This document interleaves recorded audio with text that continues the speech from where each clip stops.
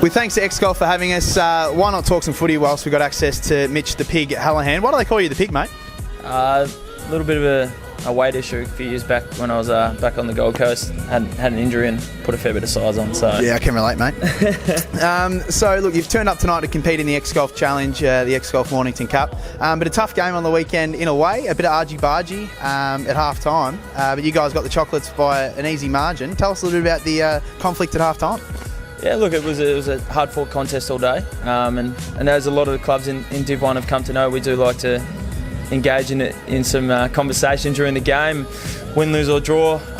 We'll always pay our respect to the opposition, shake their hands, have a beer with them after the game.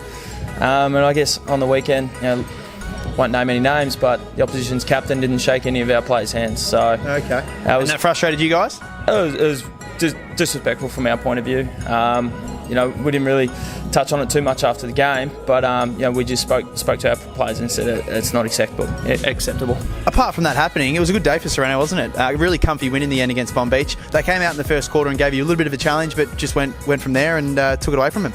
Yeah, look, it was. The first quarter and a half was a bit of an arm wrestle, and it wasn't until probably 10-minute mark of the second quarter where Polk out forward was able to get the better of his opponent, and our midfield started getting on top. But it was led by our younger kids that had played, anywhere from 20 to 30 games that really stood up for us and was the difference in the end. Who are the younger kids?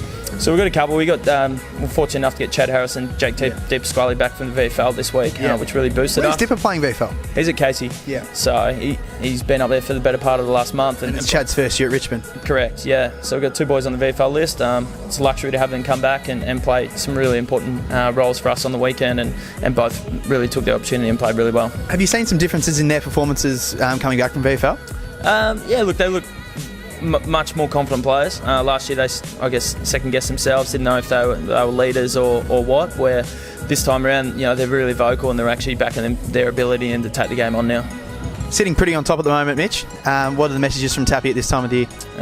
We're not even in June yet, so it's all good to be on top, but we can bank a few wins here and there, but it doesn't start really mattering until probably another 6 weeks away. So we're focusing on, each game as they come. We've got Mornington this week, who are going to be a pretty tough task back at home.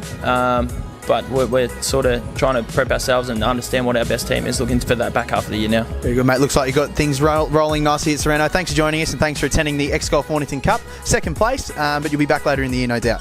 Hopefully. Thank you. Get your GameFace on.